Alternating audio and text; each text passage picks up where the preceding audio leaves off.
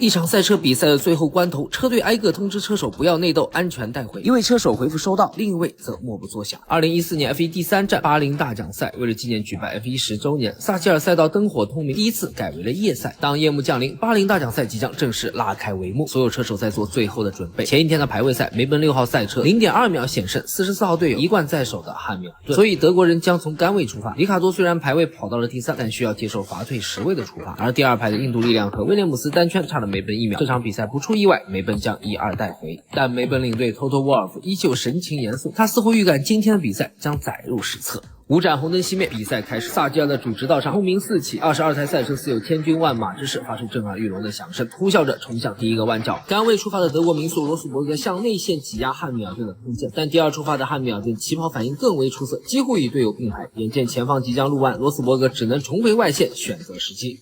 汉密尔顿可以进去了，抢到内线，后面大力制动。同为黄胎出发的罗斯伯格节奏被打乱，被迫让出了领先位置。不过巴林赛道的特点就是大开大合，易攻难守。德国人迅速组织起了第一次反攻。刚过3号弯，6号赛车就从身后抽出车头，想要依靠尾流在下一弯角形成轮对轮的并排之势，然后在5号弯进行超越。汉密尔顿对此心知肚明，刚过4号弯就向外侧路肩径直驶去，6号赛车一路被挤压出了赛道，直到4轮出白线，德国人才勉强稳住方向。罗斯伯格只能暂时跟在身后，不过取得领先的汉密尔顿也一直无法甩开后车，6号赛车始终保持与头车1秒多的差距。而为了增加比赛观赏性 ，F1 为赛车增加了可变尾翼系，在特定区域打开后可以减小分组，提升极速，简称 DRS。于是当比赛来到第18圈，罗斯伯格突然发力追进到44号赛车1秒以内时，他打开了 DRS， 从内线轻松爬头。6号赛车杀进内线，接一脚重刹，率先进入1号弯，但很可惜没能完全分住汉密尔顿的空间。44号赛车走了一个交叉线，利用更好的出弯速度粉碎了这一次进攻。不过2台赛车差点发生碰撞。据说当时奔驰集团 CEO 看到这一幕惊出一身冷汗，给 Toto 发了短信，大概意思就是这2个年轻人在干什么。Toto 则表示我也很头疼。而2人的争斗还没结束，下一圈又是在1号弯，6号赛车打开 DRS 再次尝试超越，44号赛车连续摆脱无果，又一次被罗斯伯格杀进内线。汉密尔顿只能故技重施，选择走交叉线，2人刹车都非常晚，轮胎不约而同出现爆死，但汉密尔顿的情况似乎更严重一些，影响了冲弯速度，罗斯伯格终于完成了反超。顶住了，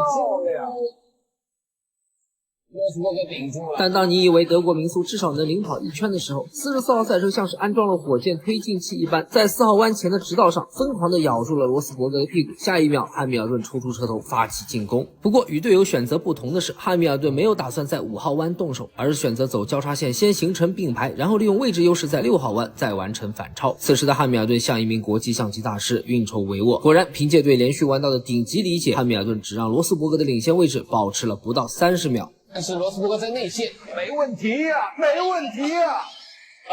汉密尔顿漂亮。而因为刚才的缠斗，2台梅奔赛车的单圈成绩已经大幅下降。为了避免无谓的争斗，车队在20圈率先召唤汉密尔顿进站换胎，继续为44号赛车换上黄胎。而为稍后22圈进站的罗斯伯格换上了白胎。2人都完成进站后，罗斯伯格已然落后汉密尔顿5秒开外。10圈后，汉密尔顿已经领先罗斯伯格将近8秒。第39圈，领跑的44号赛车已经带开10秒，不出意外，比赛将失去悬念。但是梅奔的如意算盘在41圈被一个南美车手彻底打碎。马尔多纳多，一个令围场众车手胆战心寒的名字，他竟然在1号弯以一个足球铲球的动作，将一台索伯赛车撞得飞了起来，就像开了一辆铲车一样，直接就把它铲掉了。梅奔双车进站，由于此前汉密尔顿已经用过2套黄胎，所以2停之后不得不换上白胎，但队友罗斯伯格则拥有1套黄胎。这就意味着本就拥有超越汉密尔顿能力的罗斯伯格现在又多了轮胎的优势，而安全车在46圈后退出，最后11圈只要有一次擦枪走火就可能造成双车退赛。梅奔承受不了这样的损失，技术总监帕迪洛维亲自给2人传话，罗斯伯格回复好的，但汉密尔顿沉默不语。这位年轻的世界冠军正冷静思考着到底应该如何防住身后的队友。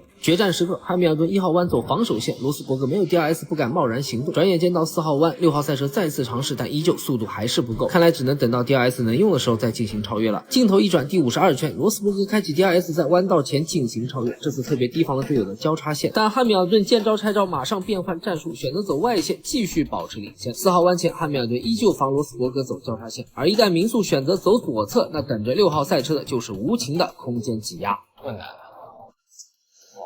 漂亮，漂亮的防守，漂亮的防守。第53圈，罗斯伯格做了最后的尝试，但汉密尔顿的交叉线炉火纯青，始终保持着更加出色的出弯速度。两人的差距一度只有 0.1 秒，但罗斯伯格就是过不去，最终梅奔1-2带回，汉密尔顿拿到冠军。